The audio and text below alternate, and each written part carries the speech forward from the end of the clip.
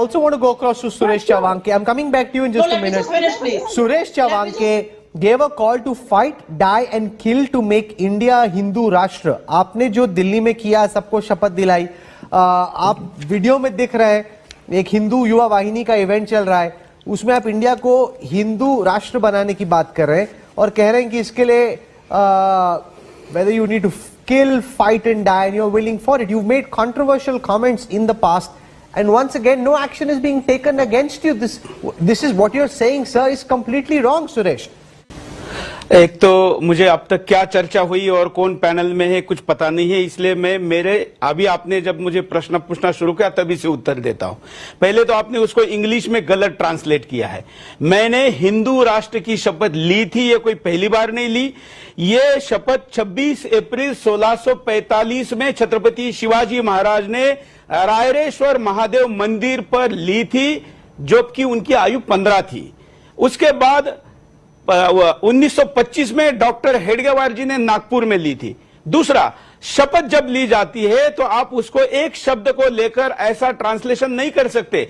गांधी जी ने कहा था कि करो या मरो, तो आप उसको क्या कहेंगे, किसको मारने के लिए कह रहे हैं? अगर आप लोकमान्य तिलक जी का कहेंगे कि स्वराज्य मेरा जन्मसिद्ध अधिकार है और किसी भी कीमत पर मैं उसको लेकर रहूंगा, तो आप किसी भी कीमत में मतलब क्या कहना चाहते हैं? इतना ही नहीं, जब नेताजी सुभाष चंद्र बोस ने कहा था कि तुम मुझे खून दो मैं तुम्हें आजादी दूंगा, तो किसकी गर्दन काटकर खून ले रहे थे क्या? उसका एक मीनिंग होता है. मैंने कहा कि यह हिंदू राष्ट्र था, है और रहेगा, और इस पर मैं कायम हूं. इसके पहले भी बोला हूं और यह बोलना मेरा अधिकार है. यही नहीं, अभी और सुनिए. नहीं, पर इंडिया हिंदू राष्ट्र नहीं है. India is a secular country which gives equal space to all religions. क्यों नहीं? Whether it's because that's the way, sir, that's the way. ये मैं नहीं कह रहा, ये कॉन्स्टिट्यूशन कह रहा है. ये आपकी राय मेरी राय वाली बात नहीं है ना, कोई सड़क पे लड़ाई थोड़ी हो रही है. This is what the Indian Constitution says. जिन्होंने कॉन्स्टिट्यूशन बनाया, राहुल जी जिन्होंने कॉन्स्टिट्यूशन बनाया, उस बाबा साहब अंबेडकर का सपना हम पूरा कर रहे हैं.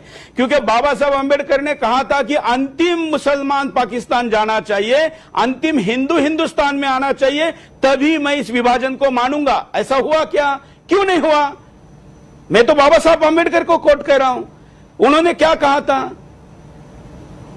और मैंने जब कहा है, मैंने हिंदू राष्ट्र कहा है. मैंने ये कहते समय किसी की गर्दन काटने की बात नहीं की है. ये कहते समय इफ में आप अगर मेरा हिंदी में पूरा ट्रांसलेशन देखोगे तो मैंने ये कहा है कि बलिदान देंगे हम अपने धर्म के लिए. तो मेरे धर्म के लिए मैं बलिदान दूं, इसमें आपको क्या आपत्ति है? और अभी तो रुको, क्लाइमैक्स अभी बाकी है. मरेंगे,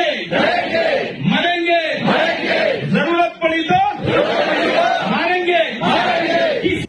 जरूरत पड़ी तो मारेंगे. What you're saying is very clear. ये अब आप शब्दों का हेरफेर कर रहे हैं. हाँ, तो जरूरत पड़ी तो मारेंगे. अगर मुझे कोई मारने आएगा तो जरूरत पड़ी तो मारेंगे. क्या राहुल कंवल अपनी आत्मरक्षा के लिए जरूरत पड़ने पर मारेगा नहीं, या कायरता की तरह मर जाएगा? मैं आपको पूछ रहा हूं. हिंदुस्तान का संविधान, बाबा साहब का संविधान आपको भी मुझे भी आत्मरक्षा का अधिकार देता है.